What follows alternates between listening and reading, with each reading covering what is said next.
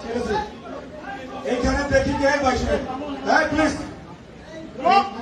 নিজেদের ভাইদের মধ্যে একটু ধাক্কা লাগলি এত উত্তেজিত হয়ে যায় ভাই, মানে সহ্যই হয় না। মাস্তানি করবে ছাত্রলীগের সাথে, যদি হেডাম থাকে ছাত্রলীগরে মারবে, যদি হেডাম থাকে পুলিশের সামনে দাঁড়াবে। এই নিজেদের ভাইদের ভিতরে এই হেডামগিরি করে কোনো লাভ নাই। ধন্যবাদ। সংগ্রামী বন্ধুগণ, যে কথা বলতেছিলাম, জুলুমের মাত্রা কোথায় গেছে। 2014 সালে ঢাকার উত্তরা পশ্চিম থানার যুগ্ম সাধারণ সম্পাদক নিজামুদ্দিন মুন্নাকে তার বাবার ব্যবসায়ী প্রতিষ্ঠান থেকে ধরে নিয়ে গেছিল র্যাপিড অ্যাকশন ব্যাটালিয়ন র্যাব। বাবার সামনে থেকে নিজামুদ্দিন মুন্নাকে ধরে নিয়ে মুন্না দিনের পর দিন ছিল, আজকে পর্যন্ত মুন্নাকে পাওয়া যায়নি। তার বাবা বাংলাদেশের হাসপাতালে থানায় পুলিশ স্টেশনে ঘুরতে ঘুরতে এক সময় বাবাও দুনিয়া থেকে চলে গিয়েছে। এই হলো আজকে আমাদের অবস্থা। এই অবস্থা থেকে অবশ্যই আমাদের মুক্ত হতে হবে। ভাইয়ে ভাই দ্বন্দ্ব, ভাইয়ে ভাই ধাক্কাধাক্কি করলে মুক্তি আসবে না। তবে আপনারা মনে করেন যে প্রতিনিয়ত এই পুলিশি নির্যাতনের শিকার হবেন, প্রতিনিয়ত হাসিনার এই গুন্ডা বাহিনীর নিপীড়নের শিকার হবেন, তাইলে ভাই ভাই প্রতিদিন মারামারি করেন আর মানুষের ভাই আপনাদেরকে মাইরে যাব, কোনো সমস্যা নাই। আর যদি মনে করেন যে না, সম্মান নিয়ে বাঁচবো, দৃঢ়তা নিয়ে বাঁচবো, আমার ভোট আমি দেব, যাকে খুশি তাকে দিব, সেটা যদি চান তাহলে এক অভিন্নভাবে রাজপথে নামতে হবে। শুধু বক্তৃতার সময় বলে ইস্পাত কঠিন ঐক্যের মাধ্যমে হাসিনার পতন ঘটাবো, মনের ভিতরে ভাসে কি, মনের ভিতরে অন্য কিছু বস করে, কোনো লাভ হবে না, লাভ হবে না। আর যারা দায়িত্বশীল আছেন, আমি এটা সিনিয়র নেতৃবৃন্দ, সভাপতি, সাধারণ সম্পাদক বলার কথা, বাইরে সবাই নিয়ে রাজনীতি করেন, দল উপকৃত হবে, আপনি উপকৃত হবেন।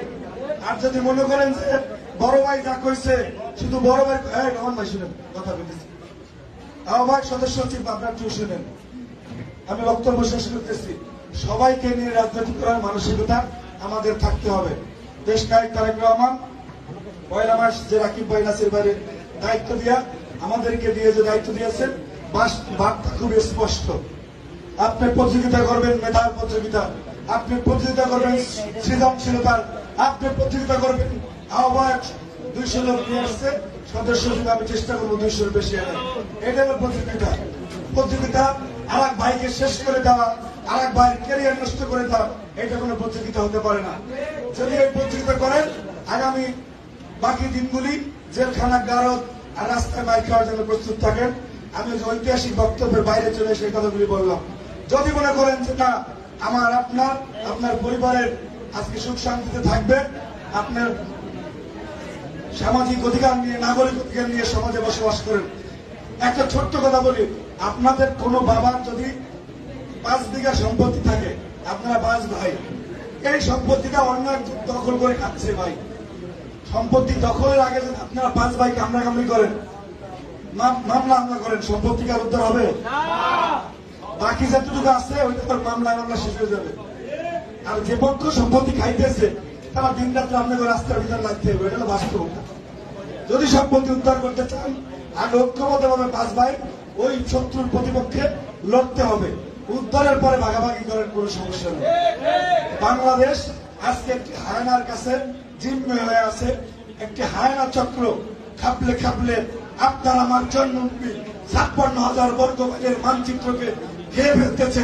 সেখান থেকে বাংলাদেশকে উদ্ধার করার জন্য বক্তৃতার মাধ্যমে যে আমরা কথা বলে শুধু সেইটা নয়, হৃদয় ধারণ করে এক এবং অভিন্নভাবে আগামী দিনে রাজপথে আমার উদাত্ত আহ্বান জানিয়ে আজকের মতো বিদায় নিচ্ছি।